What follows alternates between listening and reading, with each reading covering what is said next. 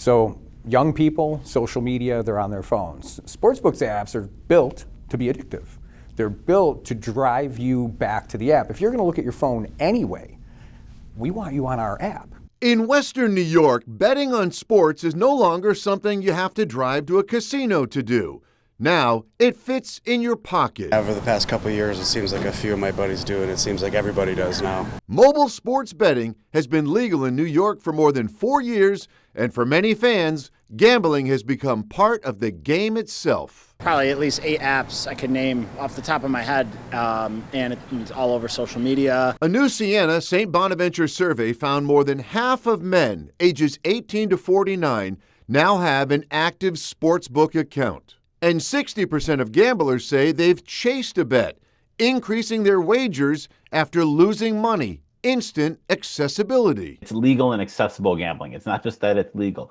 It's one thing if you can bet, it's legal to bet on sports, but you have to go to the casino downtown to the sports book to place the bet. It's another thing to pick up the phone that's sitting right next to me and then be able to scroll and place a bet as I'm watching a game. Brian Moritz helped conduct the study. He says the biggest change isn't just that sports gambling is legal, it's that it's constant. Live bets, prop bets, instant payouts. Sportsbooks now allow users to bet on almost anything while the game is still happening, live, right in front of you. So they have to keep looking at their phone because these bets, Sabres game tonight, right? First period, will Alex Tuck take a shot in the first period? You're watching, you're waiting. He takes a shot, instant payout. Adrenaline, dopamine. So it's that anticipation of that outcome which is giving them the drip of the dopamine.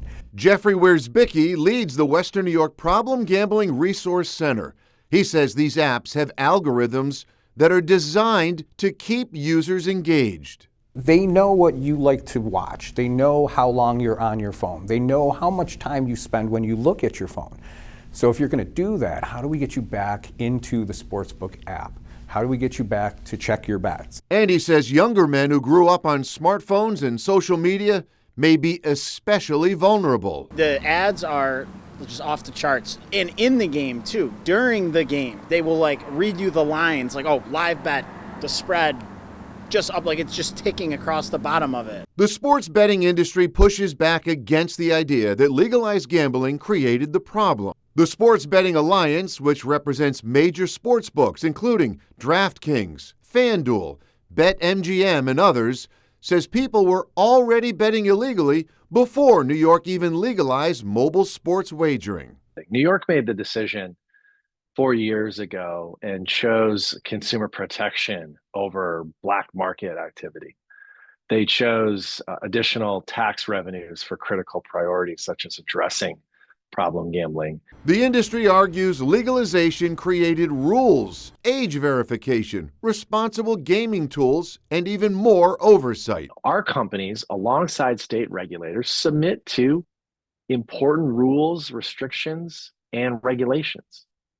And a big commitment and a big part of that is demonstrating responsibility and building responsible gaming tools and resources within these apps. But critics say the business model still depends on keeping customers playing and glued to their devices. I think takes a lot of intentionality to not get caught up and swept up in the offers and the ability to chase bets and the promotions that they have.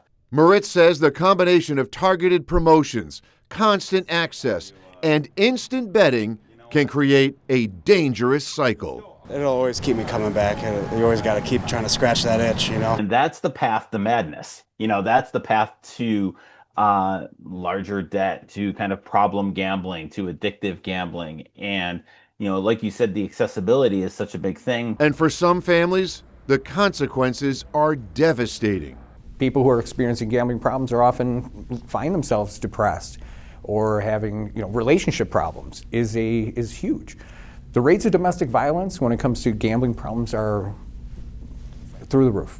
Problem gambling has the highest rate of suicide among any addiction. You lose that big parlay that one leg was off and it could destroy your mental health and what ifs and all this go down these rabbit holes and whatnot. New York State now requires sportsbooks to display responsible gambling warnings and provide access to help resources. But as sports betting continues to expand across the country, the bigger question may be whether the guardrails can actually keep up. I think it's isolating.